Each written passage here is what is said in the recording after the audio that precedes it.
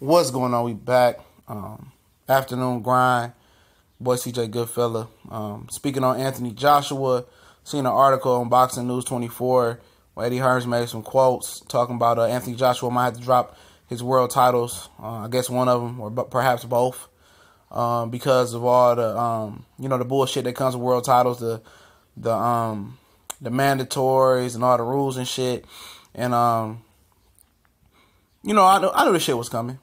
Basically, talking about Anthony Joshua is or will eventually be bigger than the sanctioning body belts and all that. And that's cool. It's cool because he has that type of following that he can get away with that and still draw interest from other heavyweights that want to fight him, even if a world title isn't on the line.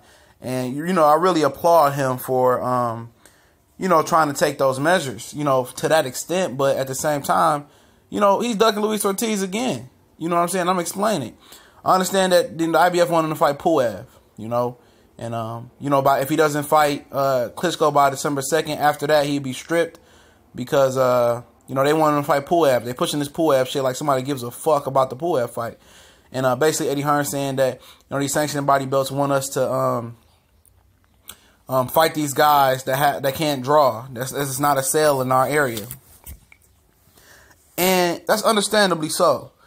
These not a sale, but when you hold belts, you gotta, fight your mandatories and shit like that. They understand that, and if they're making mandatories, where guys that aren't a huge economical draw over there in the UK, then it's a waste of time. But I seen Ricky Burns fight a whole bunch of mid-level to low-level guys and sell out the arena, so I don't think that's an excuse at all. I think if Anthony Joshua is a big ticket seller over there, like I know he is, those UK fans are going to watch anything. I don't know if they're going to pay to see it, regular pay-per-view prices they want, but they will do it.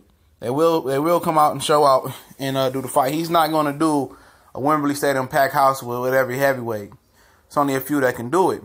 So basically, they're not sure, according to his team, Joshua and Hearn, if Vladimir Klitschko is going to be ready by December 2nd. And that's some bullshit. In the rematch clause, I would now, if I'm thinking about it, I would put, hey, this rematch got to happen by this date. When Klitschko's hanging on, if you ain't recovered, man, then you ain't going to recover. You get your ass whooped again. If he ain't going to recover and be ready by December 2nd, man, just scrap it and let it go. Nobody got time for you to string out motherfuckers' careers. I understand that Joshua and Eddie Hearn wants him to fight twice a year, but still. And that's what brings me to this WBA shit. Luis Ortiz is that guy. He's the mandatory, before even the rematch with Vladimir Klitschko is supposed to be his shot. So, my money is on, Anthony Joshua dropping that WBA belt, to be honest. I think he's going to keep the IBF belt, going to fight Klitschko and drop that WBA belt. I think this is the overplay for the underplay. So people be like, oh, he had to fight Klitschko, and then, after Klitschko, he had to keep the IBF to fight Puev. So he had to let the WBA go and not fight Luis Ortiz. And people are going to justify in their mind that that's okay. Even though he made a deal with Luis Ortiz, if I win this fight with Klitschko or Klitschko win, we're going to fight you next. So, Eddie Hearn has already been throwing out lies talking about WBA granting him an exception for a Klitschko rematch when they haven't. According to Luis Ortiz's team.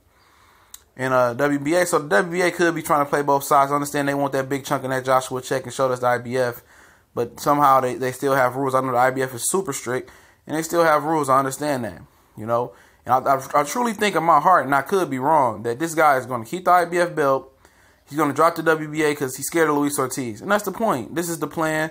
Your promoter is supposed to protect you, make you look good, and matchmake, and make sure your career goes the right way and stays out of catastrophic danger. So you can maximize your dollar potential. Eddie Hearn is protecting Anthony Joshua. Like I told guys, he's not as good as they pumping him up to be. They don't believe in him that much. They know something that apparently everybody else don't know, because if he's the champion, he's as good as he's supposed to, he is, he would have kept his word and he'd have fought Luis Ortiz.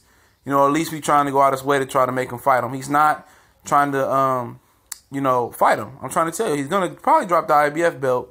Drop the WBA belt. And, and let Ortiz fight whoever you got to fight for the WBA belt. And that's just the facts of these new age pussy fighters. There's a lot of that shit going around. These dudes are letting these white collar guys get in between it, and the money is affecting everybody the way they move. And at the end of the day, you know, if the promoter, the manager feels they can't win, I think it trickles down to the fighter, and the fighter doesn't have that confidence as well. But that's just my thoughts on it. But we gone.